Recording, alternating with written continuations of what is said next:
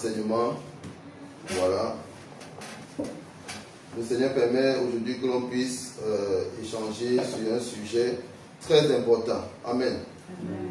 Un sujet très important pour comprendre un peu les choses spirituelles. Amen. Amen. Donc on va prendre rapidement un premier passage. On va aller dans Ecclésiaste.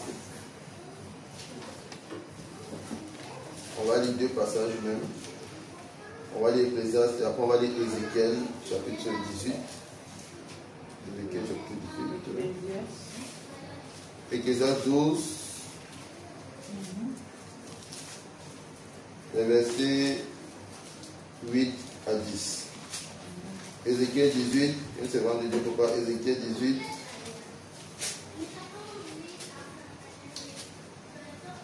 Ézéchiel 18, le verset 4. Amen. Ézéchiel chapitre 12, verset 8 à 10.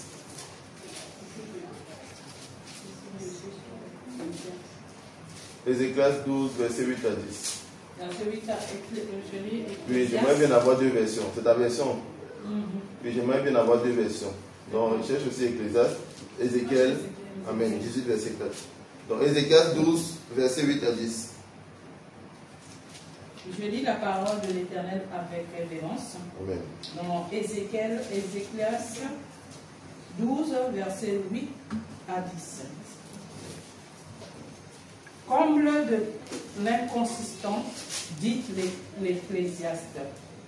Tout n'est que fumée. Tout n'est que fumée. Oui. Ecclésiaste n'a pas seulement été un sage, il a aussi enseigné la conscience au peuple. C'est quel verset? C'est quel verset? Oui, c'est bon. Non, le verset. Verset 12. Verset 10, 8. Le verset 8. 9. De 8 à 12, c'est ça? De 8 à 10. Donc, parfois, ce passage est.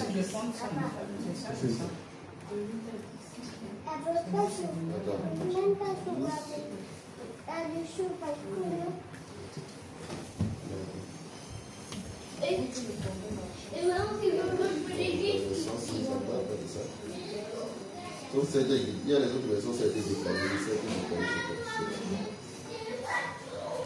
C'est ça. Bon, je crois que tu vas plutôt lire. On va commencer au verset 6.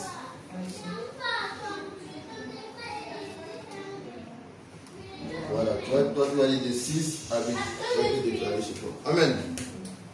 Ça c'est un passage qui dans certaines versions parfois c'est déclaré. Et chez toi tu vas lire de 8 à 10. Oui. Je lis la parole de l'Éternel. Souviens-toi de ton Créateur. Souviens-toi de ton Créateur. Avant que le cordon d'argent ne se détache. Souviens-toi de ton Créateur avant que le cordon d'argent ne se détache. Et que la vase d'or ne se brise. Que la vase d'or ne se brise. Que la cruche ne se cache à la source. Oui. Et que la polie ne tombe rompu dans le puits. Avant que la poussière ne retourne à la terre comme il était et que l'esprit ne retourne à Dieu, celui qui l'a donné. Comble de l'existence, dit Ecclésiaste, tout est que fumée. Amen. Est-ce que vous avez compris le passage? C'est pas de 8 à 10. Non, c'est exactement ce qu'elle a lu. Oui, c'est de l'autre côté qui est de 8 à 10. Mais est-ce que vous avez compris? Oui. Ce qu'elle a lu? Je lis encore.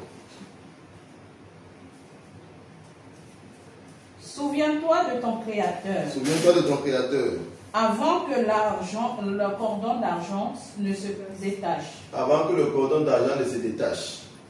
Que la vase d'or ne se brise. Que la vase d'or ne se brise. Que la cruche ne se casse avant à la source. Que la cruche ne se casse à la source. Et que la pluie ne tombe rompue dans le puits. Et que la pluie ne tombe remplie dans le puits.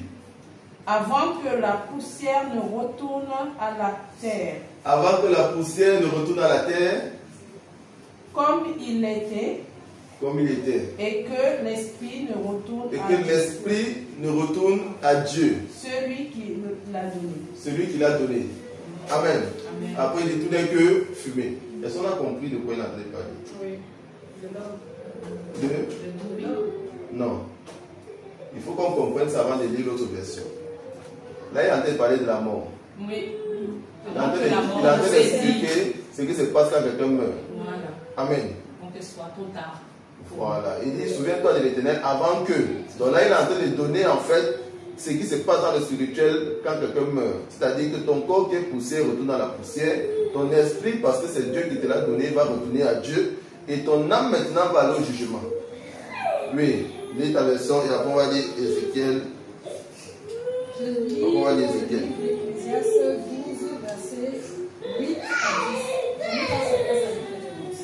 Avant que le cordon d'argent se détache, que le vase d'or se brise, que le roseau, que le source rompu sur la source et que la rosée cesse sur la citerne, avant que la poussière retourne à la terre. Là, il parle du corps. Avant que la poussière ne retourne à la terre. Comme elle y était, et que l'esprit retourne à Dieu. Et que l'esprit retourne à Dieu. Qui l'a donné. Qui l'a donné. Vanité des vanités. Vanité des vanités. Vanité des vanités. Dit Ecclésiaste. Dit Ecclésiaste. Tout est vanité. Tout est vanité. Vanité des vanités, tout est vanité. Voilà. Qui a écrit le livre d'Ecclésiaste? Salomon. C'est Salomon. Salomon était tellement riche. Il avait beaucoup de biens. Mais si Salomon qui était tellement riche dit que tout est vanité, il faut comprendre que les biens de la terre ne nous amènent à rien. Tellement il était riche, mais malgré ça, c'est lui-même qui dit que vanité, tout n'est que vanité. Parce que quand lui pensait à la mort, il voyait justement que tout ce qu'il avait sur la terre, ça n'allait pas le poursuivre là-bas. Donc lui commence maintenant à dire que malgré tout ce que j'ai là, si je meurs, en réalité, mon corps physique va aller dans la poussière, mon esprit va aller chez Dieu, et mon âme va aller en jugement. Amen. Donc on va lire Ézéchiel chapitre 18, verset 4. J'ai la parole de Dieu. Ézéchiel 18, verset 4. Voici toutes les âmes sont à moi. Le Seigneur dit, voici toutes les âmes sont à moi. L'âme du Fils comme l'âme du Père. L'âme du Fils comme l'âme du Père. L'un et l'autre sont à moi. L'un et l'autre sont à moi. L'âme qui pêche est celle qui mourra. Amen. L'âme qui pêche, c'est celle qui mourra. Amen. L'âme qui pêche, c'est celle qui mourra. Bon, je vais laisser ce passage, on va s'asseoir. Dans Jacques chapitre 1, verset 21 à 22. La parole de l'Éternel dit, c'est pourquoi, rejetant toute souillure et tout excès de malice, recevez avec douceur la parole de Dieu, qui a été plantée en vous, et qui peut sauver vos âmes. Mettez en pratique la parole et ne vous bornez pas à l'écouter, en vous trompant vous-même par des faux raisonnements. On va s'asseoir. On acclame la parole du Seigneur et on s'assoit.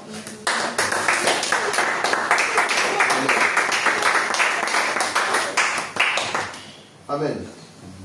On a lu plusieurs passages où le Seigneur nous dit que lorsqu'on meurt, le cordon d'argent se brise. Amen. Le cordon d'argent, c'est quoi? Le cordon d'argent, c'est ce qui fait le lien, la connexion entre la partie physique et la partie spirituelle de l'homme. C'est pour ça que Jésus a dit, avant que le cordon d'argent se brise et que l'esprit maintenant retourne à Dieu, et l'âme maintenant va aller à son jugement et le corps va aller à la poussière. C'est ce que Salomon nous explique dans le livre d'Ecclésiaste. Amen. Dans le cordon d'argent, chez l'homme, chaque être humain a un cordon d'argent. Et le cordon d'argent, c'est ce qui lie, comme je disais, la partie physique de l'homme à la partie spirituelle. Et lorsqu'on meurt, ce cordon d'argent se brise. Et maintenant, la partie spirituelle remonte. L'esprit va chez Dieu, l'âme va au jugement et le corps à la poussière. Amen. Bon, peut-être là, ne comprend pas pourquoi j'explique ça, mais on va parler de l'état d'âme. C'est pour ça que je commence comme ça. On va comprendre quelque chose. Amen. C'est important de savoir d'abord ce qui se passe quand on meurt. Il y a des gens qui meurent, mais le cordon d'Adam n'est pas brisé. C'est-à-dire que le corps est net, on croit qu'il est mort, mais en réalité son âme n'est pas encore séparée. Parce que quand le cordon d'Adam se brise, ça c'est fini. Sauf si Dieu est capable de tout, il peut remettre. Amen. Mais il y en a qui meurent, le cordon d'Adam n'est pas brisé, son âme est là. Il y en a même qu'on a enterré comme ça. Et c'est quand on les a enterrés que vraiment ça les a même tués. Amen. C'est pour ça que quand quelqu'un tombe là même, il faut s'assurer qu'il soit véritablement mort. Parce que quelqu'un peut tomber là, on croit qu'il est mort. Mais le Seigneur te dit tout simplement qu'il impose la même prix parce que c'est son âme a été prise. Mais le cordon d'argent n'est pas brisé. Je ne sais pas si on se comprend. Amen. Voilà. Si réellement ton âme est prise là, ton corps peut tomber et rester inerte. Parce que c'est l'esprit, justement, et l'âme qui font bouger le corps. Le corps n'est que, c'est une enveloppe, c'est comme une voiture. Si tu laisses la voiture seule, elle ne va pas bouger. Mais si toi tu entres dans la voiture et tu commences à manipuler, la voiture va bouger et faire ce que toi tu demandes de faire. C'est la même chose avec l'homme. C'est pour ça que quand quelqu'un meurt, le corps ne bouge plus. Parce que l'âme et l'esprit sont quittés. Ce qui animait le corps est parti. Amen. Maintenant, la parole de Dieu nous dit que l'esprit retourne à Dieu. Le corps retourne à la poussière et l'âme sera jugée. Pourquoi c'est l'âme qui sera jugée? Ça, c'est la question qu'il faut se poser. Pourquoi c'est l'âme qui sera jugée? Oui, je vais répondre à la question. Vas-y. Parce qu'il vient quand même. Même l'esprit ne meurt pas. Hein? L'esprit retourne à Dieu. Oui, l'esprit retourne à Dieu. Tu es péché ou quoi? Tu as dit que ça vit éternellement. Oui, oui, mais même l'esprit vit aussi. L'esprit ne meurt pas. C'est le corps qui s'éteint. Parce que lui, il est animé. Donc il ne sera plus animé. Donc le corps s'éteint. Oui. Je ne sais pas parce que c'est lui qui fait l'intervention entre les deux. L'âme. L'âme qui fait Bon, oui. En fait, c'est aussi vrai ce qu'elle a dit. L'âme vit éternellement. L'âme ne meurt pas. C'est pour ça que l'âme, lorsqu'on meurt, lorsqu'on meurt, je vais d'abord expliquer. Le corps, l'âme et l'esprit sont en l'homme. Donc l'homme a 3 dimensions. Le Seigneur a dit dans Genèse 1, le verset 26, 27, il dit, faisons l'homme à notre image et à notre ressemblance. Donc le Seigneur Jésus a créé l'homme avec un corps, une âme et un esprit. Amen. L'esprit, c'est la partie de l'homme qui joue au niveau des pensées. C'est ton esprit en fait qui te communique les pensées. Lorsque tu penses, c'est ton esprit qui travaille. Et l'esprit, c'est l'esprit qui doit te connecter à l'esprit de Dieu. Quand tu reçois le Saint-Esprit, quand tu parles à Dieu, c'est ton esprit qui est connecté à l'esprit de Dieu. Amen. Donc, c'est pour ça que quand ton esprit est connecté à l'esprit de Dieu, l'esprit de Dieu maintenant vient posséder ton esprit, assujettir ton esprit. Ce qui fait que ton esprit ne dépend que de l'esprit de Dieu. Amen. Or, on a vu que le cordon d'argent relie le corps physique et la partie spirituelle. Mais il y a un organe en fait qui fait le lien, c'est le cœur. Le cordon d'argent est au niveau du cœur. Amen. Donc au niveau du cœur de l'homme, il y a le cordon d'argent qui relie le cœur de l'homme avec l'âme et l'esprit. C'est pour ça que quand on dit que quand le cœur s'arrête, on vient, même ici dans le monde, on essaie de faire réabattre ton cœur. Voilà. Pour faire revenir ton cœur. Mais en réalité, ceux qui tombent et qui meurent et qu'on utilise les fibrillisateurs pour faire rebattre le cœur, en réalité c'est parce que le cordon d'argent n'est pas encore brisé. Donc ils sont tombés, mais le cordon d'argent ne s'est pas encore brisé. Donc tu peux encore utiliser le fibrillisateur pour faire rabattre son cœur. Mais quand le cordon d'argent se brise, quand le cœur arrête de battre et que le cordon d'argent se brise, là, l'âme est séparée de l'esprit. On ne peut plus rien faire. Tu vas utiliser ça. Si ce n'est pas Dieu qui vient remettre ça, personne ne peut plus remettre. Amen. Maintenant, le Seigneur dit dans Marc chapitre 7, verset 21, à partir du verset 21, que les pensées souillent c'est ce qui vient de l'intérieur de l'homme qui souille l'homme. Et il dit les mauvaises pensées. Quand le Seigneur dit l'intérieur de l'homme, il parle du cœur. Il dit les mauvaises pensées. Donc il fait référence à l'esprit. Le Seigneur a dit ici que le fait d'avoir de mauvaises pensées sont liées à l'état de notre cœur. Or, notre cœur est lié à l'âme et à l'esprit. Sauf que les péchés de l'esprit, qui sont les péchés des pensées, affectent le cœur, donc souillent le cœur. Or, l'état de notre cœur, c'est l'état de notre âme. Je vais réexpliquer. L'âme est la partie de l'homme qui sera jugée. Pourquoi? Parce que tous les péchés que l'on fait affectent notre âme. Tout simplement. Tous les péchés que l'on fait affectent notre âme. Parce que lorsque tu mets dans la présence de Dieu, ton esprit va chez Dieu. Ton corps va aller à la poussière. Maintenant, ton âme, c'est ta personnalité. Ton âme, c'est toi. C'est pour ça que le Seigneur demande d'être de véritables adorateurs sur la terre avant de mourir. Parce que ton âme, qui va partir au ciel, ne va pas changer. Dieu ne va pas changer ton âme. Ce n'est pas quand tu vas mourir que Dieu va te rendre véritable grand adorateur de l'Éternel des armées. Amen. Mais il faudrait que tu apprennes à adorer le Seigneur étant sur la terre. Quand tu adores le Seigneur, c'est ton âme en réalité qui adore le Seigneur.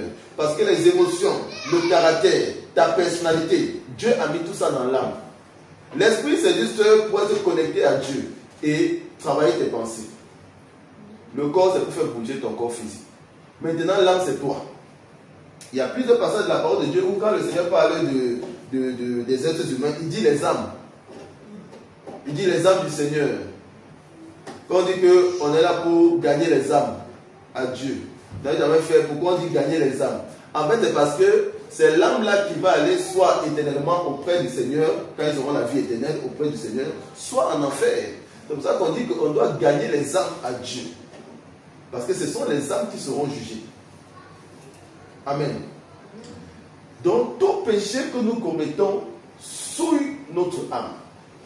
On va prendre quelques exemples pour comprendre ce qui se passe dans le spirituel. Amen. Vous pouvez voir certaines personnes, ils portent des montres, ils portent des bijoux, physiquement. Mais après, ils décident même de ne plus porter. Il peut faire 10 ans, il ne porte plus. Mais après 10 ans qu'on prie pour lui, son âme a les montres, a les bijoux. Pourtant, il a enlevé. Qu'est-ce qui s'est passé? Le fait de mettre les montres et les bijoux, vu que c'est contraire à la parole de Dieu, parce que le Seigneur demande de ne pas mettre des bijoux, de ne pas mettre des montres. Vu que c'est contraire à la parole de Dieu, malgré le fait que ce soit un objet physique que tu mets sur toi, le diable maintenant, en t'accusant, dans le spirituel, il orne ton âme avec ces mêmes bijoux. Pourquoi il fait ça? On va prendre deux passages pour comprendre pourquoi le diable fait ça. Avant de revenir même sur Genèse, on va prendre deux passages. On va prendre Éphésiens 1, 13 à 14 et Éphésiens 5, 27. Éphésiens 1, 13 à 14, Éphésiens 5, 27.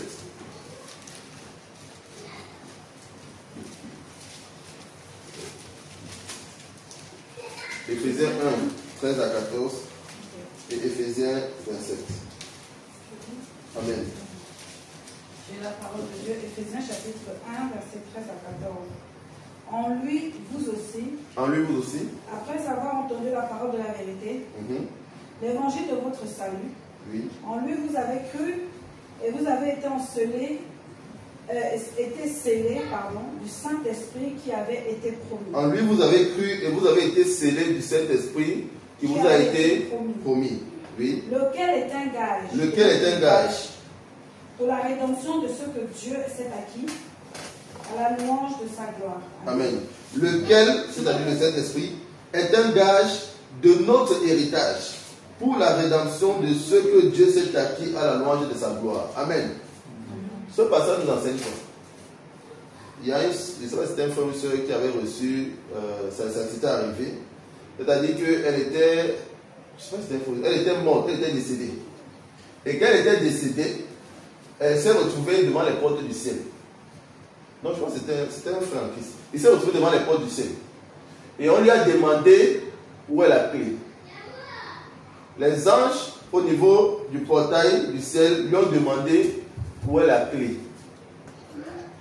Quand on demande ça à quelqu'un, c'est quelqu'un qui, en mourant sur la terre même, il avait le Saint-Esprit. Parce que quand tu n'as pas le Saint-Esprit, tu n'arrives même pas là-bas. On va expliquer. Donc, on lui a demandé où est la clé. Bon, lui, il dit que mais la clé, c'est pas. Il n'y a pas la clé. La clé. Ouvrez le portail, Jeanne, ouvrez le portail de la clé. Il n'y a plus la clé. Amen.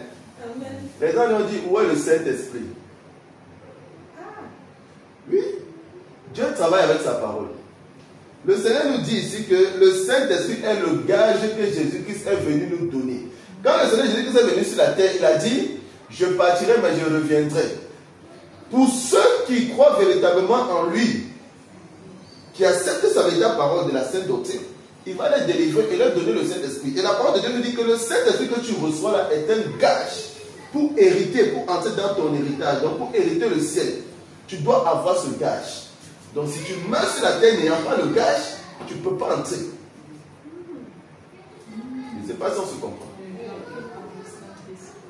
Pardon? Oui, dis ta version. On se lève, on lit la parole de Dieu. Je lis la parole. Oui, Hébreux 1, 13 à 14. En lui, vous aussi. Non, c'est Éphésiens 1. En lui, vous aussi, après avoir entendu la parole de la vérité. Après avoir entendu la parole de la vérité. Oui. L'évangile qui vous sauve. L'évangile qui vous sauve. Ça veut dire qu'il y a des évangiles qui ne sauvent pas. Si tu écoutes un évangile qui ne parle pas de la sainteté, du corps, de l'âme et de l'esprit, de toutes les dimensions de l'homme, c'est que c'est un évangile qui ne va pas te sauver. Parce que si tu ne pratiques pas la sainteté, là, le Saint-Esprit ne peut pas venir habiter en toi. Ça même d'abord c'est clair. Si tu n'acceptes pas cette parole, tu n'as pas accepté le véritable Jésus-Christ. Tu as accepté un faux Jésus. Parce que la parole, c'est Jésus-Christ. Donc si on te présente une parole qui n'est pas une parole de sainteté, c'est qu'on est en train de te présenter un faux Jésus. Tu peux faire les veillées de prière tous les jours. Tu peux prier 20 heures sur 24. Tu peux faire ce que tu veux. Mais tu ne pries pas le vrai Jésus-Christ de Nazareth. Tu pries un faux Jésus. Parce que toi, tu pries, tu penses que tu pries un Dieu qui te permet de t'habiller comme tu veux. Tu penses que tu pries un Dieu qui te permet d'aller pour mettre les parfums, les bijoux comme les gens du monde. Ça veut dire que tu n'es pas en train de prier le véritable Dieu. Dans ton esprit, ce n'est pas Jésus-Christ que tu pries. Même si tu prononces son nom. Prononcer son nom ne veut pas dire que c'est lui que tu pries. Amen. Il y a bas Jésus. Il y a Jésus-Christ. Il y a bas Jésus dans le monde des ténèbres. Il s'appelle aussi Jésus. Et c'est même dans la parole de Dieu. Bas Jésus. En plus, il a dit dans la parole qu'il y aura des faux Jésus. Et il a dit dans Matthieu qu'il y aura des faux Jésus. Le Seigneur a tout dit. Dis Jésus là. Bon, j'ai appris qu'il y a un monsieur à Côte d'Ivoire. Il dit qu'il est Jésus. Oui, il y a un monsieur en Côte d'Ivoire là. Il s'habille toujours en blanc. Il dit qu'il est Jésus. Donc lui, il est venu faire le dernier travail sur la terre. Et c'est vrai, on l'appelle Jésus des Baoulés. De Jésus Baoulé. Il dit qu'il est Jésus. Donc il y aura des faux Jésus de manière physique, c'est-à-dire que quelqu'un va venir dire qu'il est Jésus, mais de manière spirituelle, quelqu'un va te donner une parole en disant que c'est Jésus, mais ce n'est pas Jésus. Amen. Amen. Oui, vas-y, c'est bon de Dieu. En lui, vous avez cru. En lui, vous avez cru. Et vous avez été marqués. Et vous avez été marqués. De l'empreinte. De l'empreinte. Du Saint-Esprit. Du Saint-Esprit. Qui vous a été promis. Qui vous a été promis. Il est le gage. Il est le gage. De notre héritage. De notre héritage. En attendant la libération de ce que Dieu s'est acquis pour célébrer sa gloire. Amen. Gloire à Jésus. Amen. Ta version dit vraiment ce qui se passe. Le sceau du Saint-Esprit. Quand on demande la clé, on demande le Saint-Esprit, ce n'est pas que Dieu va sortir en toi, te présenter, dire que non. On parle du sceau. Parce que comme le Père avait dit la dernière fois, tout véritable chrétien qui a le Saint-Esprit, il a le sceau de Dieu. Voilà. Il a le sceau de Dieu au niveau de son front, une lumière. Spirituellement, quand tu le regardes, tu vois la lumière. C'est pour ça que quand tu as le Saint-Esprit, les sorcières ne peuvent pas ouvrir les yeux spirituels et te regardent. Parce que si tu les regardes, ils vont voir la lumière. Amen. Donc quand tu meurs, si tu as ce sceau, tu arrives devant les portes du ciel, on te demande le sceau. On te demande la clé. Parce que c'est ça qui va décider si d'ailleurs on commence à réfléchir, si tu peux entrer. Parce que ce n'est pas fini. Il ne faut pas seulement avoir le sceau. Amen. C'est la première condition. on te demande la clé, le Saint-Esprit. Si tu as la clé, la lumière sort. Les anges reconnaissent la clé et disent, ah, gloire à Jésus. Maintenant, on te regarde. Est-ce que ta robe est blanche? Est-ce qu'il n'y a pas de tache? Parce que le Seigneur dit dans Apocalypse 21, verset 22, que rien de souillé n'entrera dans la Jérusalem. Or, la Jérusalem, c'est quoi? Lorsqu'on meurt, si tu meurs véritablement en accord avec la parole de Dieu, avec le sceau du Saint-Esprit et ta robe qui n'est pas tachetée, ton âme va aller devant les portes du ciel. On va te demander le gage. Tout le sceau va s'allumer, tu as la clé. Maintenant, on regarde ta robe. Éphésiens 5, 27. Éphésiens 5, 27. Éphésiens 5, 27. Oui. Afin de faire paraître devant lui cette église glorieuse, sans tache ni ride, ni rien de semblable, mais sainte et irrépréhensible. Voilà l'église que le Seigneur Jésus cherche. On dit que c'est cette église-là qui va prendre, qui va enlever. Il dit sans tache ni ride. Or, quand il parle des taches qui sont sur ta robe spirituelle. Mais déjà, faudrait-il que tu aies une robe spirituelle. Amen. Donc, quand tu as le Saint-Esprit et que tu as le sceau du Saint-Esprit, spirituellement, tu es vêtu en robe blanche. Amen. Mais, quand tu arrives devant les portes du ciel, on te demande la clé. Le sceau est là. Ok. Maintenant, les anges sont là pour vérifier si ta robe n'a pas de tache. Parce qu'il dit, il cherche une église sans tache. Or, les taches, c'est quoi? C'est les péchés que tu commets. Tu peux avoir le Saint-Esprit, mais tu pêches. Quand tu as le Saint-Esprit et que tu pêches, ça met des taches sur ta robe. Ça te salit parce que le péché, c'est la saleté dans le spirituel. Le péché souille. Le péché rend sale. Le péché même te déshabille même. C'est-à-dire que tu perds le Saint-Esprit et tu deviens nu. Et c'est les démons maintenant qui t'habillent. Mais on va avancer, on va expliquer. Amen. Donc quand tu as le Saint-Esprit, tu as une robe blanche. Maintenant, quand tu pêches, ça met des taches sur ta robe. Donc le Seigneur nous dit ici que malgré le Saint-Esprit, si tu meurs parce que tu es resté dans ton péché, tu ne vas pas entrer au ciel. Parce qu'il dit dans l'Apocalypse que, comme j'ai dit, la nouvelle Jérusalem, c'est pour ceux qui n'auront pas de tâches, rien de souillé. Or, la nouvelle Jérusalem, c'est l'étape d'après. Lorsqu'on meurt, si on est obéissant totalement à la parole de Dieu, on va au ciel. Ayant le gage, n'ayant pas de tâches sur notre robe, là, les anges ouvrent la porte, tu vas au ciel. En attendant le jugement. Parce que c'est après le jugement maintenant que ceux qui étaient au ciel, qui sont sauvés, vont aller dans la nouvelle Jérusalem. Et ceux, quand tu meurs n'étant pas dans la présence de Dieu, tu vas d'abord dans le séjour des morts. De la même manière que le Seigneur récupère ses âmes chez lui, il reste dans la paix, dans la joie. Le diable récupère aussi ses âmes à lui quand tu meurs, et il te torture d'abord en attendant que lui-même soit torturé. Amen. Donc quand on meurt, on va soit chez le Seigneur, on va soit dans le séjour des morts chez le diable. Parce que c'est son enfer que lui il a créé là-bas. Pour torturer les humains. En attendant que, après le jugement, Dieu va ouvrir maintenant l'enfer. Là, il va envoyer le diable, tous ces démons, les anges déchus, les archanges déchus, et tous les hommes, les âmes qui ont refusé le Seigneur Jésus-Christ, ils vont aller là-bas en enfer. Et c'est pour l'éternité, la torture pour l'éternité. C'est la parole de Dieu. Hein? C'est ça qui est la vérité. Donc, on doit batailler pour être agréable à Dieu.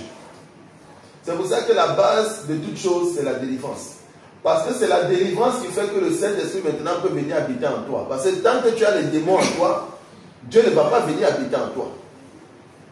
Dieu au ciel, c'est la sainteté.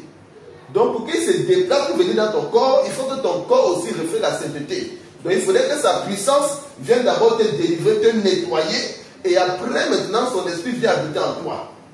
Et quand son esprit vient habiter en toi, tu es vêtu en robe blanche et ta robe blanche est propre. Amen. Là tu meurs, tu vas au ciel parce que tu as une robe blanche propre et tu as le sceau du Saint-Esprit. Maintenant dans ta vie de tous les jours, tu dois être en repentance permanente. Si tu pêches, tout de suite tu demandes pardon. Tu invoques le sang de Jésus pour nettoyer ta robe, pour laver ta robe blanche. Amen. Ça c'est important. Maintenant le diable c'est ça. Parce que bon, lui il était au ciel. Il a vécu des milliers, des millénaires d'années avec le Seigneur, auprès de Dieu. Donc il connaît la parole de Dieu. Il connaît la volonté de Dieu. Amen. Il connaît toutes ces conditions. Maintenant, qu'est-ce que le diable fait? Il va travailler sur la base d'une parole. On va lire cette parole. Dans Genèse 1, verset 26. Voici la parole sur laquelle le diable se base maintenant pour attaquer l'humanité. On va comprendre pourquoi. Genèse 1, verset 26. Je lis la parole de l'Éternel avec révérence. Dans Genèse 1, verset 26. Une autre part, Ésaïe 3. Ésaïe 3, à partir du verset 14. Lui, il se vend de Genèse 1, 26. Dieu dit. Faisons l'homme à notre image. Faisons l'homme à notre image. À notre ressemblance. À notre ressemblance. Qu'il domine sur les poissons. Qu'il domine sur les poissons. De la mer. De la mer. Sur les oiseaux du ciel. Sur les oiseaux du ciel. Sur le bétail et sur toute la terre. Sur les bétails, sur toute la terre. Et sur tous les reptiles qui rampent sur la terre. Et sur tous les reptiles qui rampent sur la terre. Amen. Dieu a fait l'homme à son image et à sa ressemblance. Amen. Maintenant, qu'est-ce que le diable fait? Il sait que si tu n'es pas à l'image et à la ressemblance de Dieu, tu ne peux pas aller au ciel. Il commence maintenant à utiliser les stratagèmes pour souiller ton image, pour souiller ton âme. Parce qu'il sait que si ton âme est souillée, Dieu n'est pas dans la souillure. Tu ne peux pas entrer au ciel. Maintenant, il commence à fouiller dans la parole de Dieu. Tout ce que Dieu demande de ne pas faire. Il crée maintenant des pièges pour faire tomber l'humanité dans le péché. Il sait que Dieu dit qu'il ne faut pas mettre des ornements. Donc il crée les bijoux. Il crée les montres. Il sait que Dieu demande de rester naturel. Tu ne dois pas changer ton odeur naturelle. Il crée les parfums. Il sait que Dieu dit que tu ne dois pas vivre dans le mensonge. Or, il va chez les femmes, il crée le maquillage. Elles se maquillent, leur visage change. C'est un mensonge. Elle met les faux cheveux. C'est un mensonge. Elle perce l'oreille alors que Dieu dit que tu ne dois pas faire d'incision sur ta peau. Mais il fait que les femmes percent l'oreille même depuis bébé. Donc ça déjà là, c'est péché. Donc il crée des techniques pour faire plonger les enfants de Dieu dans le péché. Pourquoi? Parce qu'il sait que quand tu vas pécher, lui il va venir mettre sa marque sur toi. Quand tu commets un péché, non seulement le démon te possède, mais en même temps il te possède, en même temps lui met sa marque sur toi. De la même manière qu'on a dit que lorsque tu meurs, tu dois venir présenter le gage qui est la marque, le sceau du Saint-Esprit. Mais si tu meurs et que tu as la marque du diable sur toi, il sait que tu ne vas pas aller au ciel. Donc tu fais un péché, il vient, il te marque. Tu fais un péché, il met sa marque. Et c'est écrit, hein, Dieu nous l'a dit dans Ésaïe 3, il faut lire Ésaïe 3 à partir du verset 14. 14. Amen. L'Éternel entre en jugement avec les anciens. Pause. On lit Ésaïe 3 pourquoi?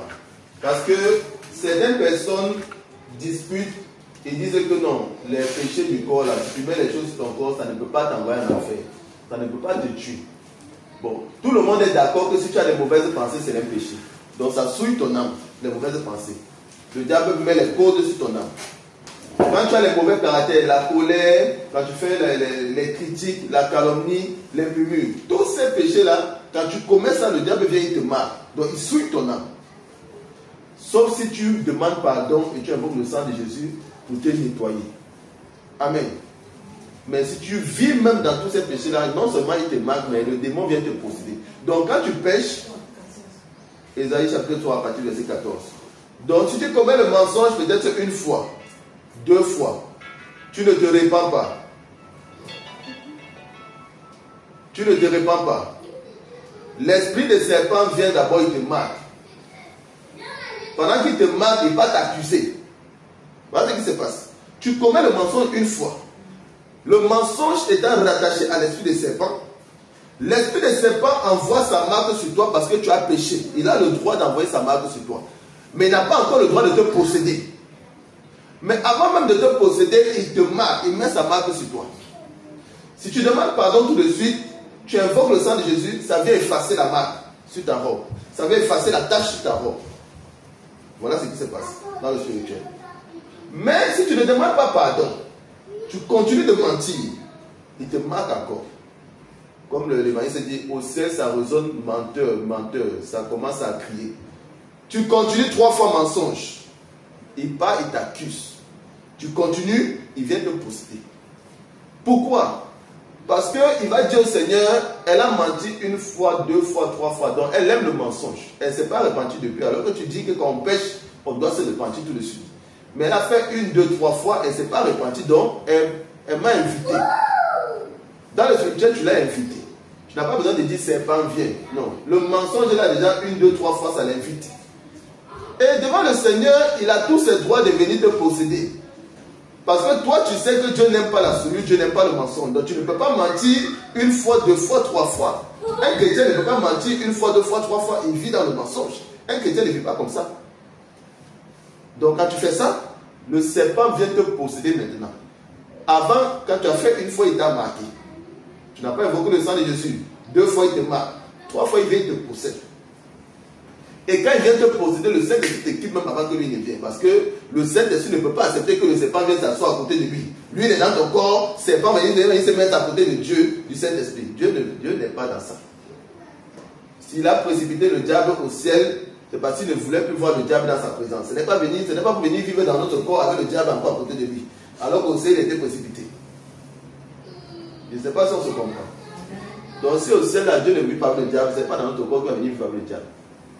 Dieu est saint. Mais quand tu pêches, lui il t'interpelle. Parce que lui il n'aime pas ça. Il ne peut pas rester avec ça. Donc quand toi tu as choisi de rester dans ça, lui il va te quitter et le démon qui est rattaché à ça va venir te posséder. C'est simple. Maintenant on va lire Ésaïe pour voir comment le diable marque. À cause de toutes ces choses que l'on met sur notre corps. Oui. Je reprends. L'Éternel entre en jugement avec ses... Bon, c'est vrai de Dieu. Lis ça ici. Lis plutôt sur cette, pour ne pas faire de lecture.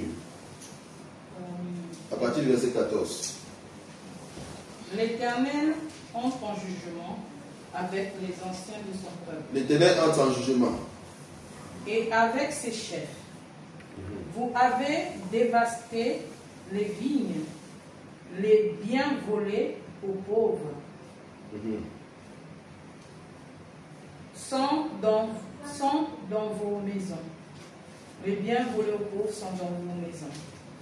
De quel droit piétinez-vous mon peuple et écrasez-vous la dignité des pauvres, déclare le Seigneur éternel au maître de l'univers. L'Éternel dit, les filles de Sion sont orgueilleux. L'Éternel dit, les filles de Sion. Donc le Seigneur parle ici de ses enfants. Quand il dit les filles de Sion, il parle de ses enfants. Dans l'esprit, les filles de Sion, c'est l'église. L'église. Parce que l'église dans l'esprit est définie au féminin. Parce que c'est Dieu qui est l'époux de Christ, de l'église. Dieu est l'époux, Christ est l'époux de l'église. Donc dans l'esprit, quand le Seigneur parle du féminin, il parle de son église, en réalité. Oui. Donc le Seigneur ici parle de tout homme et toute femme chrétien sur la terre. Parce que les païens sont déjà jugés. Et ils sont déjà réservés pour le séjour des morts, sauf s'ils viennent à Christ. Donc là, le Seigneur parle des chrétiens, mais qui sont tombés dans l'orgueil. Oui. L'Éternel dit, les filles des Sion. Les filles des Sion sont orgueilleuses.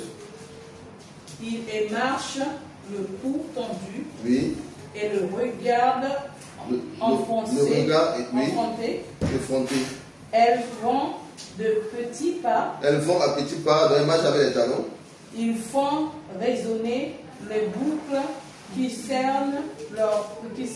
ornent leurs pieds. Oui, donc ils ont mis des chaînes, des boucles au niveau des pieds. À cause de cela. Pause, on va aller un peu doucement. Comme on est là sur le péché du corps.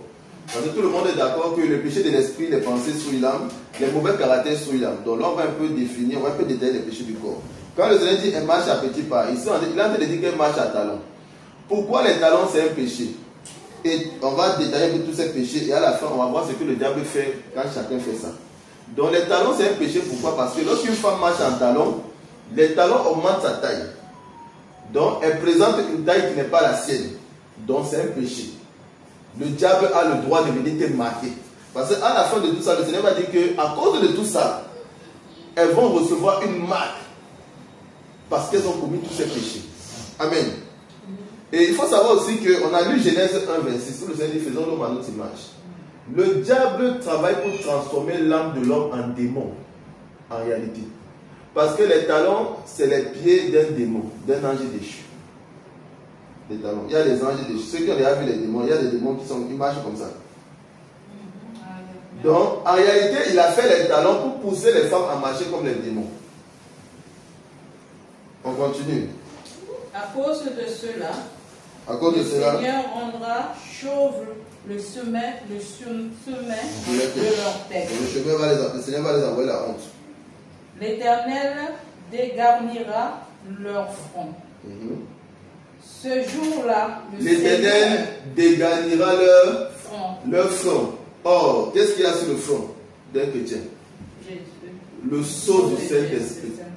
Donc le Seigneur dit qu'à cause de ça, il va enlever son sceau. Donc lui, il va te quitter. Les gens qui disent que tu peux mettre tes choses sur ton corps, il n'y a pas de problème là. Il dit qu'à cause de ce qu'il va citer là, le sceau du Saint-Esprit qu'il a mis sur toi, il va enlever ça. Donc lui, là, il va quitter de toi. Oui. En ce jour, verset 18.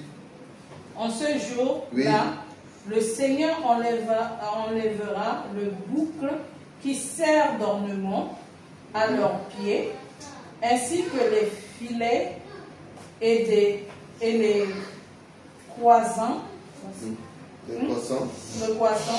les boucles d'oreilles, les bracelets et les voiles. Les voiles, continue. Le diadème, les chaînettes des pieds et des ceintures. Et les chaînettes de ceinture, oui. Les boîtes à parfumer. Les boîtes à parfumer, à parfum, oui. Et les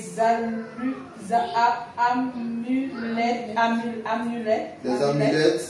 Les bagues. Les anneaux du nez. Les habits précieux. Les larges robes. Oui.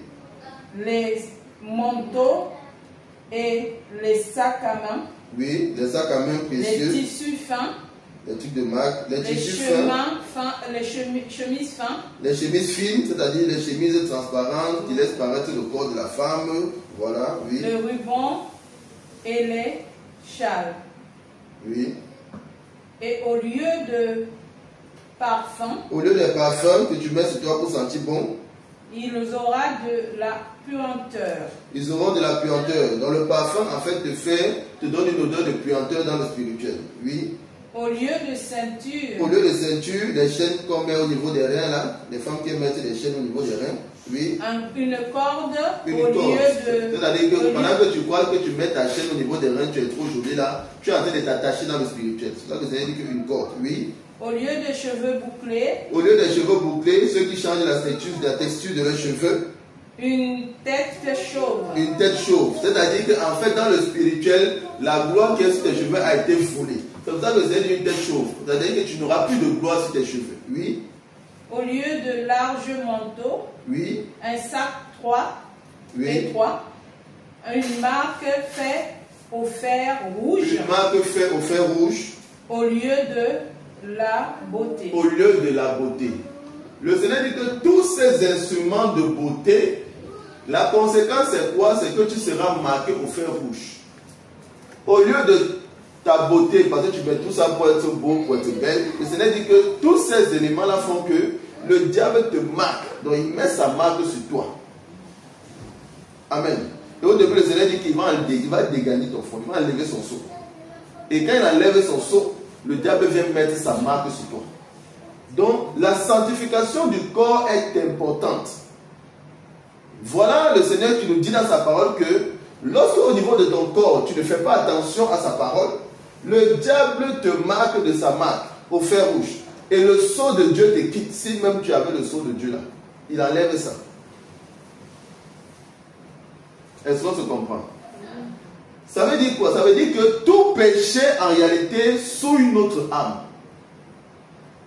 Tout péché que nous commettons souille notre âme. Tout péché que nous commettons, que ce soit au niveau de notre corps, au niveau de notre caractère, au niveau de nos pensées, ça souille notre âme. Ça met des marques sur notre âme. Or, avec des marques sur notre âme, nous ne pouvons aller au ciel. On ne peut pas être sauvé. Et le diable le sait. Amen. Ce qui fait que tous ces péchés-là vont venir affecter notre âme. C'est pour ça qu'aujourd'hui, on parle de l'état d'âme. Un chrétien doit connaître l'état de son âme. Amen. Un chrétien doit connaître l'état de son âme. Et généralement, même le Seigneur, c'est dans les rêves qu'il révèle l'état d'âme. Ton état d'âme. Comment tu es. Soit on te poursuit. Bon, si on te poursuit, pendant que tu dors, tu connais déjà un peu l'état de ton âme. Tu n'as pas le Saint-Esprit. Si tu as le Saint-Esprit, on ne va pas te poursuivre. Tu ne vas pas fuir les gens qui te poursuivent. Dieu ne peut pas fuir. Amen. Dieu ne peut pas fuir le combat, il ne peut pas fuir les ténèbres. Un petit chien ne va pas venir chasser le Seigneur. Amen. Donc, parfois les rêves nous montrent un peu comment notre âme se trouve. Parfois, tu peux rêver que tu es enchaîné. Le Seigneur est en train de te montrer que ton âme est enchaînée. Tu peux rêver que tu es dans les cimetières. Le Seigneur te montre où ton âme a été enterrée. Tu peux rêver que tu parles avec les morts. Le Seigneur te montre où ton âme, dans quel monde ton âme se trouve. Amen. Quand tu as une âme qui est agréable à Dieu, tu ne fais pas des rêves comme ça. Où tu es dans les cimetières, où tu parles aux morts, quelqu'un est mort dans ta famille, tu viens, tu le vois dans le rêve, tu parles avec lui. Tu ne fais pas les trucs comme ça.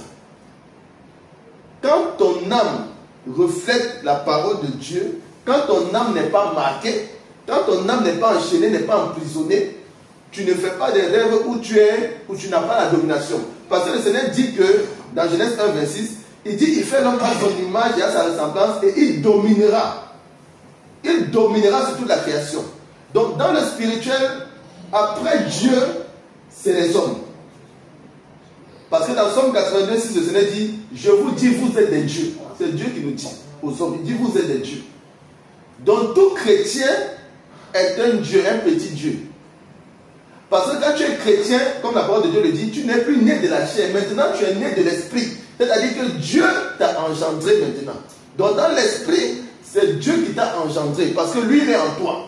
Amen. Mais étant en toi, il vient en toi, il a toute sa puissance. Mais vu que tu as quand même un corps charnel, ça fait que même s'il est en toi, tu ne peux pas être à son niveau. Parce que ton corps charnel te limite quand même. Mais après Dieu, c'est les hommes. Et après, c'est les anges. Après les anges, c'est les animaux. Après, c'est la création, la nature. Après, c'est les démons. L'évangile Jean-Luc avait expliqué pourquoi les démons sont en dernier. Parce que la nature même obéit aux lois de Dieu. C'est les démons qui sont têtus. Les démons n'obéissent à rien. Les animaux obéissent aux lois de Dieu. C'est-à-dire, ce pourquoi Dieu les a créés, ils font ça. Les animaux. La nature, ce pourquoi Dieu les a créés, la nature respecte ce pourquoi Dieu les a créés. Mais les démons, ils les respectent, ils sont têtus. Donc Dieu les a mis tout en dernier. Amen. Donc, le diable travaille à transformer notre âme. Et tout péché que nous commettons souille notre âme. Parce que le diable sait que c'est l'âme-là qui va aller en jugement. Amen. On aura le temps d'enseigner un peu sur le jugement et tout ça, à la fin du monde, le jugement, la nouvelle terre, la nouvelle Jérusalem, pour comprendre un peu ce qui va se passer de l'autre côté là. Amen. Donc on voit cet enseignement parce qu'on a fait une série d'enseignements pour ceux qui viennent d'arriver. On a fait une série d'enseignements sur la sanctification. Parce que Dieu dit que sa volonté, c'est que ses enfants se sanctifient. Dans 1 Thessaloniciens chapitre 4, verset 3, il le dit clairement. Et le verset 7 à 8, il dit, celui qui rejette la sanctification ne rejette pas un homme, mais rejette Dieu. Le rejette lui Dieu. Et dans le chapitre 5, le verset 23, il précise la sanctification du corps, de l'âme et de l'esprit. Il a été clair. Amen. Parce que Dieu sait. On peut dire qu'on ne croit pas, on peut dire qu'on refuse. Mais c'est le spirituel qui connaît ce qui est péché, ce qui n'est pas péché. Ce n'est pas l'homme. Donc les hommes là, les chrétiens peuvent dire, on peut mettre des bijoux, il n'y a rien. Ils n'ont qu'à dire, il n'y a pas de problème. Mais ce n'est pas parce que tu dis, on peut mettre des bijoux, il n'y a rien, qu'il n'y a rien. Amen. Tout ce que nous faisons doit être en accord avec la parole de Dieu. En réalité, Quand on vient au Seigneur Jésus-Christ, on doit se laisser rééduquer par la parole de Dieu. On doit se laisser rééduquer. En fait, le Seigneur nous éduque au travers de sa parole. Même comment s'habiller, c'est écrit. Comment manger, c'est écrit. Comment penser, c'est écrit. Comment agir, c'est écrit. Amen. Tout est écrit. Même les sous-vêtements, c'est écrit. Amen. Ce qu'il faut mettre, ce qu'il ne faut pas mettre. Tout est écrit. Le Seigneur a tout mis. Amen. Parce qu'il nous a créé, quand on crée un ordinateur, est-ce qu'on peut créer un appareil sans le mode d'emploi? Ce n'est pas possible. Tu ne peux pas créer un appareil sans avoir tous les éléments qui t'ont permis de créer, sans écrire sur pourquoi ça a été créé, sans écrire ce dont ça a besoin. Il y a parfois qu'en famille des tables, on dit qu'il ne faut pas nettoyer avec de l'eau. Parce que si tu nettoies avec de l'eau, ça va faire monter le bois. C'est le mode d'utilisation, le mode d'emploi pour la table. Et celui qui nettoie avec de l'eau, il gagne la table. C'est la même chose avec Dieu. Il dit, je t'ai créé, voici comment tu dois fonctionner. Si tu fonctionnes comme moi je t'ai dit, tu vas bien vivre. Mais si tu ne fonctionnes pas comme moi je t'ai dit, regarde à toi. C'est la même chose. Et il le dit clairement dans Deutéronome 28. Dans Deutéronome 28, il dit, voici les bénédictions qui t'accompagneront si tu obéis à la loi de l'Éternel. Deutéronome 28, du verset 1 à 14. Il commence à lister les bénédictions. Mais à partir du verset 15, il dit, voici les malédictions qui t'accompagneront si tu désobéis à la loi de l'Éternel, donc à la parole de Dieu. Et la sœur Emmanuel m'avait posé la question, pourquoi il y a beaucoup plus de malédictions que de bénédictions? Parce qu'elle voit les bénédictions, c'est de 1 à 14, mais malédictions, c'est de 15, c'est jusqu'à... Elle a tourné, de quelques malédictions. Oui, même dans les magasins de Satan, parce que c'est listé, hein, les magasins de Satan, qu'est-ce que tu vas acheter là-bas quand tu vas dans son magasin? Tout est listé, il y en a plus. Et pendant que l'Éternel, il y en a quelques-unes là. Oui, c'est la même chose. Quand tu regardes les magasins de sanctification où tu peux vraiment acheter les choses en accord avec la parole de Dieu, il y en a peu. Mais les trucs du diable, il y en a plein. Il y a tous les vêtements, les trucs des grandes marques versés partout. C'est pour pousser les gens au péché. En réalité, quand tu désobéis à la parole de Dieu, le diable travaille pour finir avec toi. Parce que lui, c'est son travail. Il n'est pas là pour jouer avec quelqu'un. C'est pour ça qu'il y a autant de malédictions. Parce que lui, il travaille. Amen. Mais en tant que chrétiens, si nous faisons bien notre travail, c'est-à-dire si nous marchons dans l'obéissance à la parole de Dieu, on n'a pas de problème. Le Seigneur nous protège, le Seigneur nous guide, il nous accompagne, et tout ce qu'on fait, il est avec nous. Même si tu veux prendre des mauvais choix, même si tu ne l'as pas consulté, tu veux prendre un mauvais choix, il va venir te dire non, fais comme ça. Amen. Parce qu'il nous protège. Parce que nous vivons dans l'obéissance totale à sa parole. Donc la base de toute vie chrétienne, c'est l'obéissance totale à la parole de Dieu. C'est décider de vivre dans l'obéissance à la parole de Dieu et faire notre délivrance pour que le Saint-Esprit puisse venir habiter en nous, afin de nous donner la capacité et la force de respecter cette vie d'obéissance. Parce qu'on ne peut pas respecter cette vie d'obéissance sans le Saint-Esprit. Parce qu'il dit, sans moi, vous ne pouvez rien faire. Et même dans 1 Corinthiens 5:23, quand il parle de la sanctification du corps, de l'âme et de l'esprit, il dit que le Dieu de paix vous sanctifie lui-même. C'est-à-dire que c'est le Seigneur Jésus-Christ en nous qui nous donne la capacité de mener une vie de sanctification. Il y a des gens qui vont vous dire c'est trop dur.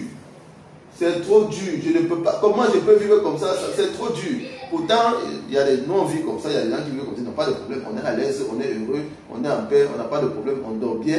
Voilà. Amen.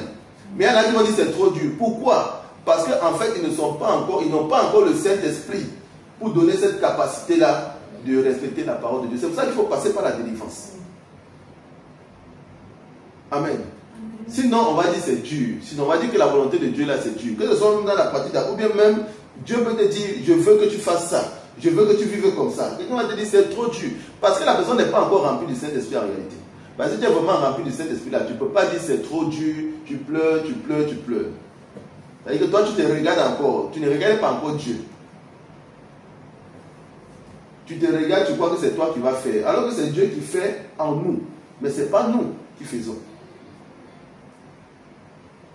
Amen. Il dit, celui qui veut venir après moi, qu'il renonce à lui-même.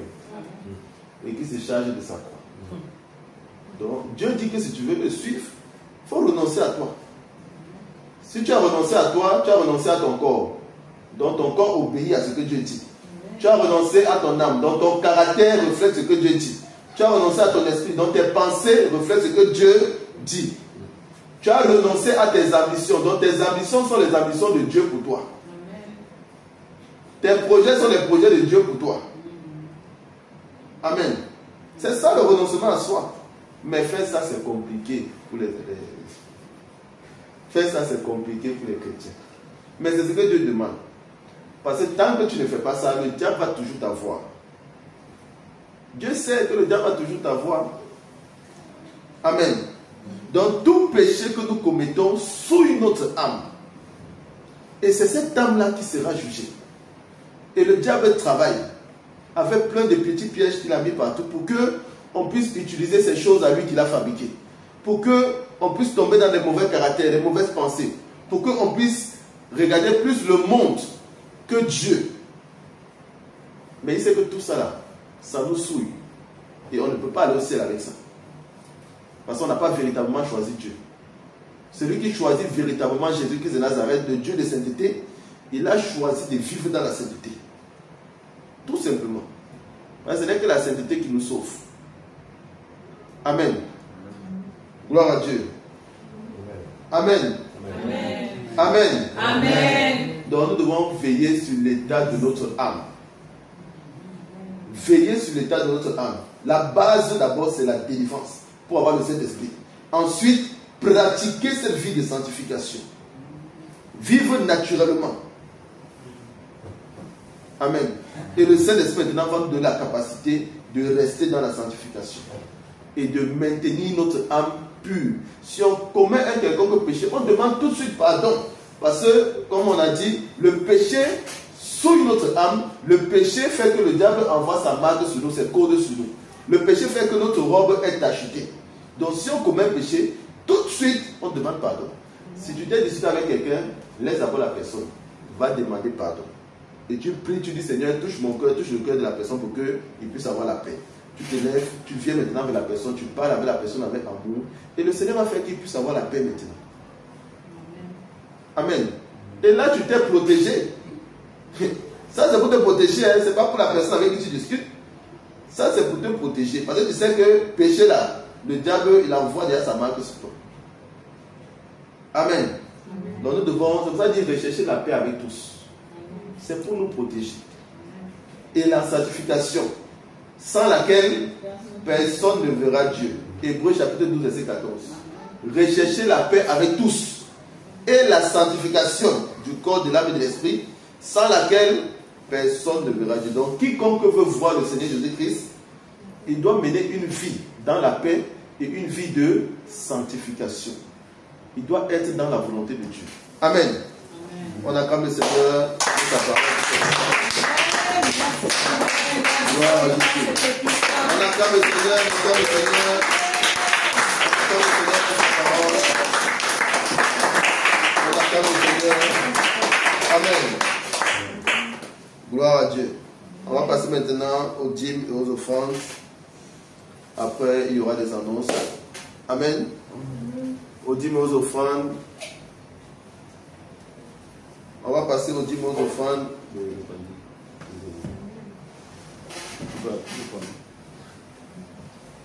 Et justement, les chants vont nous accompagner dans un chant.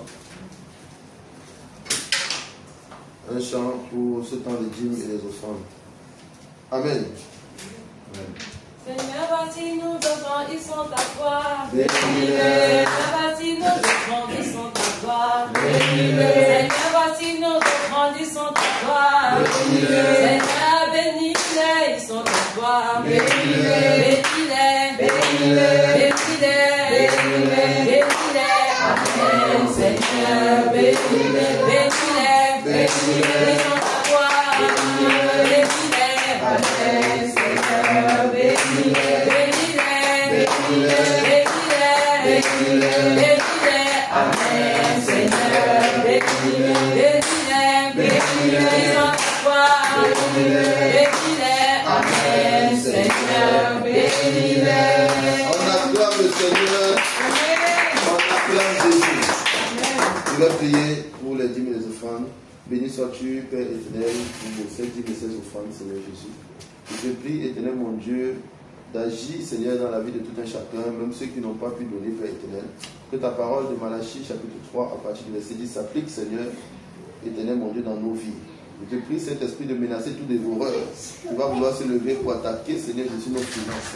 Qu'il soit détruit et foudroyé au nom tout-puissant de Jésus, afin que, Père éternel, nos greniers ne manquent de rien et que, Seigneur, nous puissions vivre dans l'abondance, Seigneur Jésus, parce que l'or et l'argent t'appartiennent.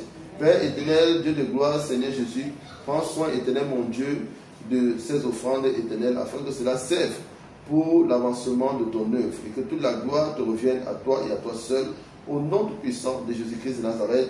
Amen. Amen. On acclame le Seigneur. Amen. Il y a, on va aller dans les annonces.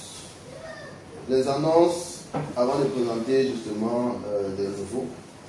Les annonces dans les activités de l'église, on a les prières de lundi à vendredi.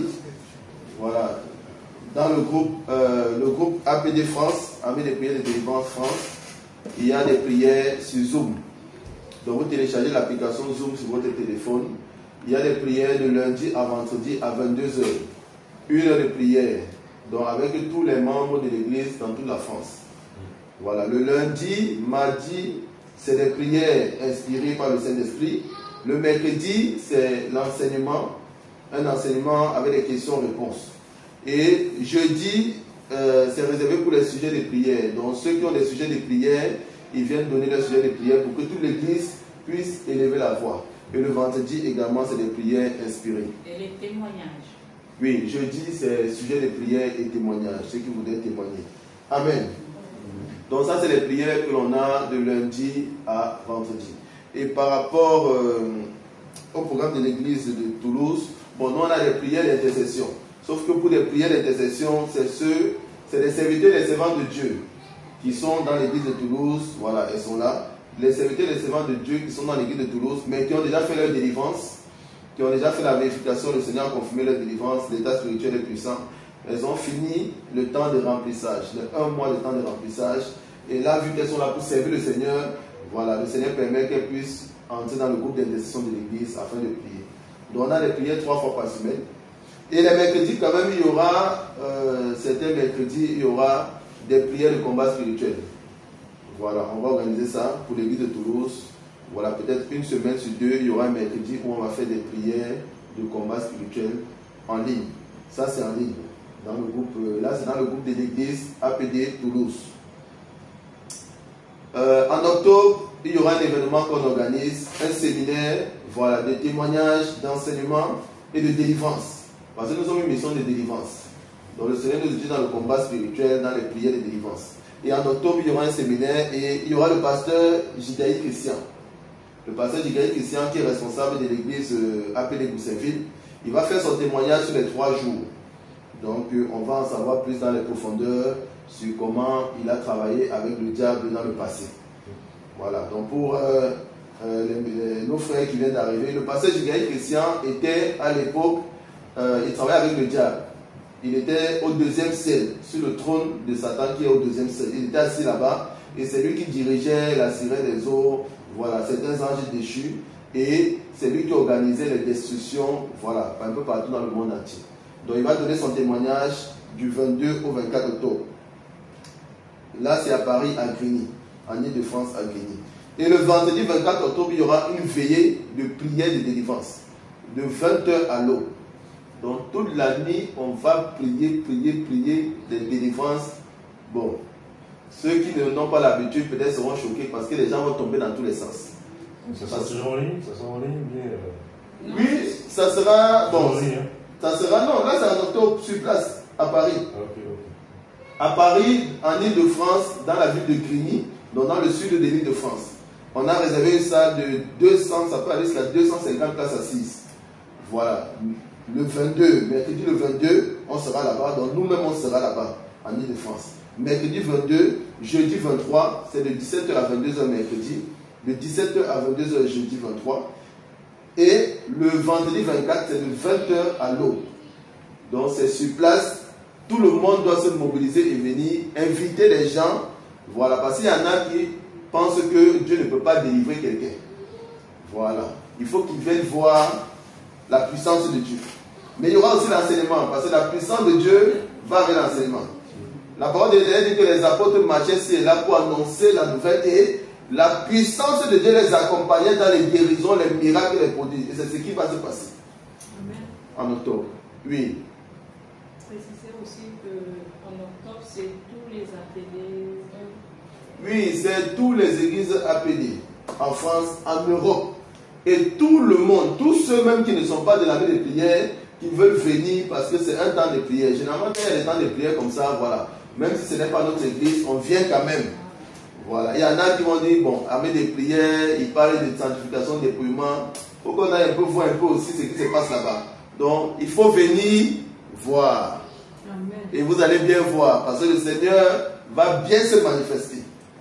Amen. Amen. Parce que c'est pour le salut des âmes. Amen. Vous savez, il y a des gens, Dieu les évangélise comme ça, par sa puissance. Il y en a, ils entendent la parole, ils viennent à Dieu. Mais il y en a là, c'est quand Dieu a fait quelque chose dans leur vie qu'ils viennent à Dieu. Voilà, parce qu'eux, ils veulent voir quelque chose. Ils veulent sentir quelque chose pour accepter vraiment Dieu. Et ils n'ont qu'à venir voir. Amen. Voilà. Donc, même les membres de nos familles, vos amis, tous ceux que vous connaissez, invitez du monde, il y a assez de place pour accueillir tout le monde. Amen. Donc, voilà un peu les différentes activités. Bon, il y en a qui sont en délivrance, il y en a qui sont en attente de baptême. On va patienter un peu avant d'organiser une séance de baptême. Voilà, que tout le monde, qu'il y ait un peu plus de personnes pour une séance de baptême. Amen. Et pour ceux qui viennent d'arriver, voilà, c'est après la délivrance que vous pourrez passer par les eaux du baptême. Parce que pour passer par les eaux du baptême, il faut être délivré. Et on avait fait un enseignement de plus de 2 heures pour les premières séances de baptême pour expliquer un peu les baptêmes dans les profondeurs. Voilà. Donc, pour les prochains candidats, bon, les futurs candidats, ils ont déjà, vous avez reçu l'enseignement. Vous avez suivi l'enseignement. Moi, je n'étais pas là. Oui, mais l'enseignement qu'on a envoyé, il faut écouter. Oui. Voilà, pour comprendre véritablement le baptême. Oui. Oui, après ta délivrance aussi, tu vas passer par les eaux du baptême. Voilà, tout le monde va passer par les eaux du baptême. C'est important de passer par les eaux du baptême. Amen. Parce qu'il a un jeûne de délivrance. Il est au 4e jour de jeûne à sec. Acclamez le Seigneur. Il est au 4e jour de jeûne. Il n'a pas mangé, il n'a pas bu. Il est au 4e jour. Et il tient. Et depuis hier, il ne fait que cracher. Amen. Oui. Je peux témoigner ce qui se passe un peu. Oui, il faut témoigner. Viens alors devant pour témoigner. Pour la gloire du Seigneur. Amen. Gloire à Dieu. Amen. Voilà, je suis la maman de Julio. Oui. En fait, depuis qu'il rentre en délivrance, tous les vendredis, on vient ici. Et à chaque fois qu'on doit partir, ce soit le jeudi soir, soit le vendredi soir, il a une crise d'épilepsie. Et il a, pour venir ici Oui, à chaque fois. Oui. À chaque fois, c'est ça que je combattais, et puis on vient, parce que c'est le Seigneur qui fait, c'est pas moi. Donc, vendredi prochain, là qui vient de passer là, on devait partir à 7h prendre le bus, et on a pris le bus était à 7h. À 6h40, j'entends boum, il est tombé. Je dis, Seigneur, viens papa. Oh, j'ai commencé à prier. Ma fille dit, ne prie pas. Je dis, je prie. J'ai pris. Après, il est revenu à lui. Mais, je voulais le prendre pour dire qu'on va aller prendre le bus. Mais, dans mon esprit, le bus attaque l'hôpital, c'est ce que j'entends. Je dis, prends ma clé de voiture, on va partir en voiture. Puis j'ai pris la voiture. On a aidé, on l'a mis dans la voiture allongée. Conduisant en route, passer des yeux. Encore, crise, encore, épilepsie. J'ai dit à la petite, passe derrière. Le Seigneur est en contrôle. Veille juste sur sa tête. J'ai conduisais. Après, je me suis arrêtée quand même derrière un camion. Du coup, j'ai regardé comment il était. J'ai dit, ok, remonte. On va partir. je commence à prier. À un moment donné, c'est comme si l'esprit me dit stop, je ne veux plus ta prière. Donc j'ai commencé à louer.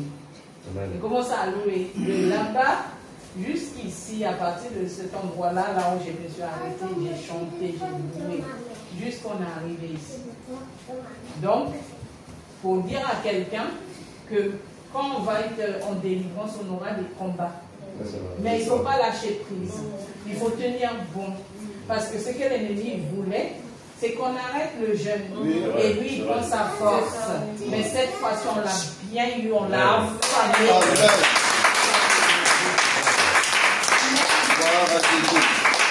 Amen. Et c'était très puissant quand on a prié. Quand on a prié, c'était vraiment puissant. Amen. C'était très puissant. Donc là, il crache même toujours. Je ne sais pas si ça y a terminé. Mais toute la nuit, il était en train de cracher. Toute la nuit. Et les cracher, ça signifie quoi? Oui, en réalité, quand on prie pour la délivrance, c'est que le Seigneur, vu que les démons, quand ils viennent à nous, ils mettent beaucoup de déchets, beaucoup de dépôts. C'est-à-dire que quand on prie pour la délivrance, soit tu dois vomir, soit tu dois bâiller, soit tu dois cracher. Parfois même tu dois aller aux toilettes pour que ça sorte. Voilà, donc là, le Seigneur a fait un nettoyage de tout ce qui a été déposé en lui. Amen. Et c'est comme ça que, comme il faut que ça sort par les crachats. Il y a des esprits, il y a des semences qui sortent par les crachats. Ça peut sortir par les vomis, par les bâillements. Ça peut sortir, en tout cas, tous les orifices que le Seigneur a mis sur le corps, tous les chemins là, les démons peuvent passer par là pour sortir. D'autres peuvent passer par les oreilles, par le nez. Il y en a qui ont pris là, les trucs commencent à couler au niveau du nez. Il y a le frère Salomon, quand on avait prié pour lui, après il était rentré, il avait du sang qui sortait dans son nez, des boules même qui sortaient de son nez. Amen. D'autres, parfois, ils sortent par les larmes. Les démons peuvent sortir par les larmes. Donc, toutes les portes de sortie du corps, les démons peuvent passer par là. Le Seigneur dit à sa parole, qu'ils entreront par un chemin, mais ils s'enfuiront par 7 chemins. Voilà, c'est pour dire qu'ils sont entrés, mais quand il va les chasser là, tellement ils vont paniquer, ils vont fuir que toutes les possibilités de sortie qu'ils vont seulement trouver vont partir. Amen. Voilà, donc c'est un peu ça. Donc on prie dans le cadre de la délivrance et que la personne crache, parce que le Seigneur doit faire un nettoyage. Les esprits peuvent partir, mais leurs semences là, il faut que le Seigneur retire tout ce qu'ils ont déposé. Amen. Donc c'est ça les crachats. Gloire à Dieu. Parce qu'il n'a jamais craché comme ça les dernières fois qu'on priait pour lui. Mais cette fois-ci, je pense que l'esprit là a vu la délivrance. Vous savez, quand le Seigneur annonce quelque chose dans le spirituel n'est pas caché. Dans le spirituel, les choses ne sont pas cachées. Même quand le Seigneur Jésus-Christ est venu, les mages ont vu son étoile. Donc ils ont su que quelqu'un était venu. Ils ne l'avaient pas vu physiquement. Mais spirituellement, ils ont compris que quelqu'un est arrivé. Amen. Donc, dans le spirituel, rien n'est caché. Quand le Seigneur décrète la délivrance de quelqu'un, le diable sait. L'esprit qui va être chassé là, il sait. Maintenant, comme il sait qu'il va être chassé, il sort sa dernière carte. Il faut qu'il empêche qu'on prie pour toi. Il faut qu'il fasse tout pour que tu coupes le jeûne. Et c'est ce qu'il a voulu faire. Donc quand ils ont voulu aller prendre le bus, il a commencé à attaquer. Il est venu fort, il est tombé. Il a fallu que la semence de Dieu prie et que le Seigneur passe sa grâce, il revienne à lui. Et elle a forcé pour venir. Le royaume des cieux est forcé. C'est les violents qui s'en emparent. Si tu n'es pas violent, tu ne peux pas être sauvé. Dieu sait ça parce qu'il sait que le diable ne joue pas. Donc toi-même là, tu dois être déterminé. Et c'est sa détermination qui a fait qu'aujourd'hui, depuis hier, il ne fait que cracher. Donc, il est déjà parti. Amen. Il savait que si tu venais, il allait partir. Mais il est déjà parti. Amen. Amen. Gloire à Jésus. Amen. On acclame le Seigneur encore.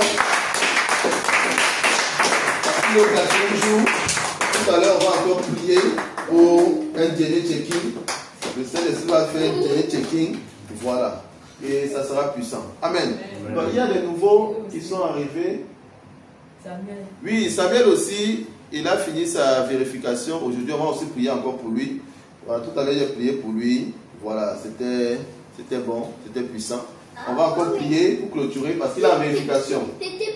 Il est arrivé au 4e jour, pour sa délivrance, il est arrivé au 4e jour de jeûne à sec, sans manger, sans boire. Et là, il est au 3e jour pour la vérification, 3e jour de jeûne à sec. Voilà. Le Seigneur dit dans Matthieu 17, 21, il y a certains types de démons qui sortent que par le jeûne et par la prière. Le Seigneur Jésus-Christ a chassé le diable et tous les anges dessus, les archanges dessus. Il les a chassés, mais il n'a pas retiré la puissance qu'il a mis en eux. Amen. Puis il les a chassés, mais il n'a pas retiré la puissance. Donc, même si en tant que chrétien tu as la domination, mais ça ne veut pas dire que ton adversaire n'est pas quand même puissant. Il a quand même une petite puissance. Amen. Et c'est Dieu qui connaît comment le vaincre. Voilà, c'est pour ça que le Seigneur dit le jeûne et la prière. Parce qu'il y a le fait que le diable et les démons, ils ont quand même une puissance. Mais il y a notre corps qui est un corps qui a ses défauts. Donc pour assujettir notre corps, il faut le jeûne. Pour assécher notre corps, il faut le jeûne. Et le Seigneur, c'est ça. Amen. Donc on acclame le Seigneur pour Samuel. Il a tenu. Arrivé au 4e jour de jeûne, ça dévant. Là, il est au 3e jour. Il a enchaîné. Parce qu'il a fini. Tu as fait ton 4e jour de jeûne quand? Mardi. Et là, jeudi, non, vendredi, il a repris encore le jeûne à sec. Mais les enfants sont violents. Ils veulent la délivrance. Ils veulent la délivrance. Et voilà. Et le Seigneur fait. Le Seigneur a fait. Et là, aujourd'hui, il est délivré. C'est puissant. On acclame encore le Seigneur pour sa délivrance. Gloire à Jésus. Voilà, on va accueillir les nouveaux. Ils vont se présenter. Voilà, les nouveaux. Ils vont se présenter. Venez, vous pouvez venir devant.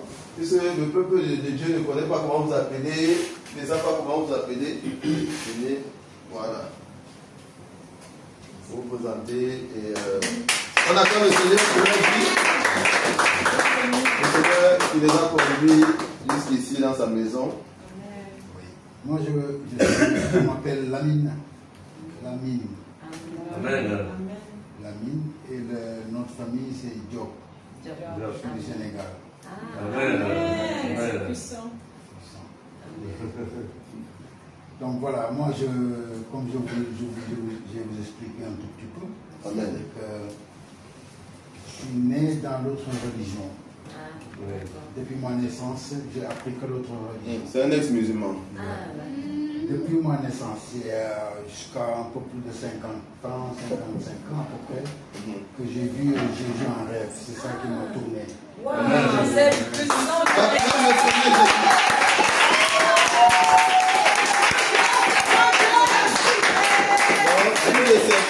Plus de 50 ans étant musulman, il a vu le Seigneur Jésus qui est venu se présenter à lui. Et depuis ce jour, il est devenu chrétien. Amen. Donc, depuis, ça fait maintenant, là je suis un peu âgé, mais ça fait plus de 10 ans que j'ai Jésus dans le cœur. Amen. Mais ça ne m'a jamais poussé à dire, comme je quitte une religion, je ne peux pas dire que je vais dans une autre religion. Donc moi je suis à un niveau où je connais plus le Coran que la Bible. Mais il n'y a rien d'autre dans mon cœur que Jésus. Amen. Donc je ne connais pas beaucoup la Bible, mais Jésus est dans mon cœur. Amen. Tout ce que j'ai fait, je le fais au nom de Jésus. Amen. À chaque fois je dis, je suis en Jésus. Amen. Donc c'est ça ma Bible, j'ai fait ça. Amen. J'ai rien d'autre que être en Jésus. Amen. Donner mon tout à Jésus. Amen. Je me livre à Jésus. Amen. Donc c'est ça ma force. Amen. C'est ça ma force. Amen. Mais bon, j'écoute quand on enseigne la Bible. On m'avait offert une Bible en gros caractère, je parvenais à lire un tout petit peu, mais maintenant c'est pas possible. Alors, il y a d'autres gens qui me disent, quand vous avez vu Jésus en rêve, vous étiez malvoyant? J'ai dit non. Alors ils sont un peu étonnés. J'ai dit mais ça n'a rien à voir. Puis parce qu'ils disaient mais comment tu as vu Jésus et maintenant tu es malvoyant? Ils ne comprennent pas. Vous voyez? C'est la foi. Amen. Amen. C'est seulement ça. C'est la foi.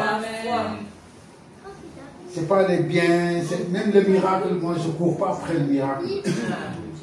Moi je dis Jésus, j'attends. Amen. Amen. Partout on m'appelle pour Jésus, j'y vais. Amen. Parce que Jésus c'est le premier qui m'a amené dans une salle. Amen. Quand je l'ai vu descendre, j'étais dans la religion musulmane. Je pratiquais, très pratiquant. Et donc quand je l'ai vu en rêve, j'ai prononcé son nom en arabe. J'ai dit, Ya Isa ibn Mariam. Je l'ai vu, il descendait. Et il est descendu près de moi. Le Seigneur Tout-Puissant Jésus, il sait ce que je suis en train de dire. Amen. Il est descendu près de moi. Et là, il m'a parlé dans une autre langue que je ne comprenais pas. Mais, il y a quelque chose qui m'a éclairé. Amen. Il me disait de le suivre, je l'ai suivi. Amen. Jésus marchait et j'étais derrière lui, je l'ai suivi. Amen. Jésus. En tant que musulman, il y a longtemps, je l'ai suivi. On est passé par une clairière et le sable était vraiment très propre. Oh Jésus. La sainteté. Tout était propre, on est allé ensemble. Et il y avait une grande salle. C'est la première fois que je suis rentré dans une salle. Donc Jésus est rentré et je l'ai suivi, on est rentré. Et dans cette salle, il y avait un grand canapé. Et ce canapé-là, c'est pas un canapé d'ici. C'est pas tout le monde qui va s'asseoir sur ça. Amen.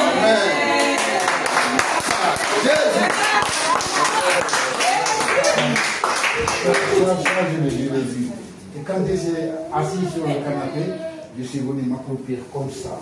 Jésus était assis sur le canapé. Amen. Comme ça. Il continuait à parler, il me parlait, mais à chaque fois je ne comprenais pas. Il prenait la paume de sa main et sur le mur, il m'a montré les images. Mais le mur, il n'était pas très proche. C'était comme un écran. Amen. Un écran de cinéma. Mais très blanc. D'une blancheur vraiment. Et je voyais les images, il m'a montré le paradis. Et c'est depuis que j'ai tourné, mon corps a changé. Amen. Je ne peux plus rien écouter, rien entendre que parler de Jésus. Amen. Partout on me dit, même si c'est loin, hors de Toulouse, j'irai là-bas pour Jésus. Amen. Donc voilà comment je me suis engagé. Et moi, je suis en Jésus. Amen. Mais cette salle, quand on est rentré, il m'a montré les images. Il y a eu beaucoup d'enfants qui ont accouru. C'est comme si on leur avait dit que Jésus était descendu. Amen. Ils ont rempli la salle. J'étais le seul adulte. Ils ont rempli la salle. Oui. C'est depuis que j'ai commencé à aller dans les églises. Et à chaque fois, je dis, je suis tout seul, Seigneur. Parce que je viens d'une autre religion, mais là je me sens tout seul. Je voudrais être parmi ta famille. Amen. C'est pourquoi chaque fois je suis en sa famille. Je suis dans la famille de Jésus. Amen. Chaque fois c'est comme ça. Amen. Chaque fois c'est comme ça. Je me retrouve toujours parmi les croyants, les gens qui ont la foi en Jésus. Chaque fois. Même quand on parle d'autre chose, ça ne rentre pas. Je vais partir. Si on parle de notre croyance, je vais tourner un peu. J'ai dit au pasteur l'autre jour que moi, dans la religion musulmane, quand on est mort, on nous tourne vers une pierre. On prie vers une pierre. Je demande pardon, je ne vais plus jamais le refaire. Amen. Mais quand je serai mort, j'aimerais pas qu'on tourne ma face vers cette pierre là-bas. C'est fini. Je ne crois pas en une pierre. Amen. Amen. Amen. Jésus qui fait du bas. Jésus qui fait du bas. Amen. Gloire à Jésus. Oui, le frère Christophe, c'est son accompagnant. Amen. Il est chrétien aussi. Nous sommes contents de vous voir aujourd'hui. Nous sommes contents de vous voir aujourd'hui. Marie, que Dieu te bénisse. Nous sommes contents de te voir aujourd'hui. Nous sommes contents de te voir aujourd'hui. Nous sommes contents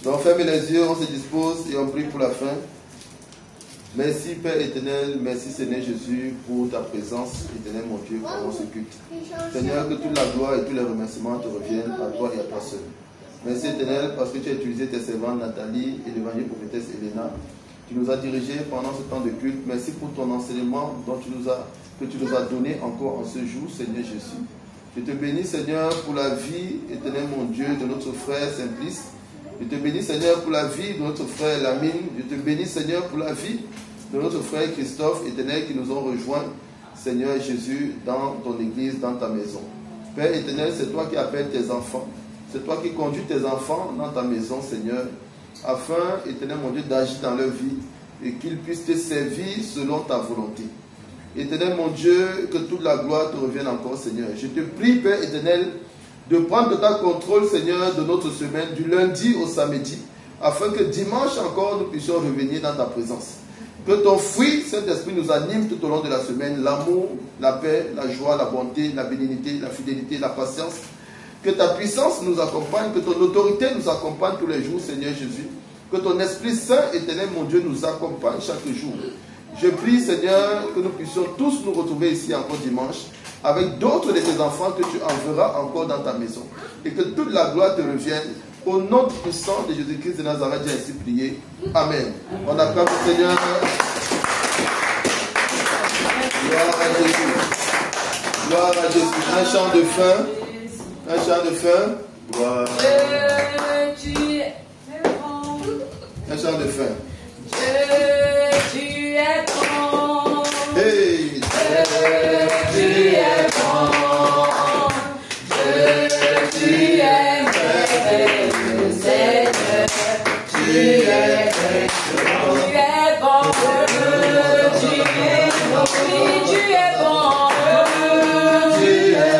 Tu es bon pour nous. Tu es merveilleux, Seigneur. Tu es excellent. Excellent. Excellent est ton nom. Excellent est ton nom. Excellent est ta force. Excellent est ta force. Tu es merveilleux, Seigneur. Tu es Gloire à ton nom, de notre joie. Gloire à ton nom, toi qui nous as sauvés. Gloire à ton nom, toi qui nous aimes tant. C'est pourquoi nous espérons tous en toi.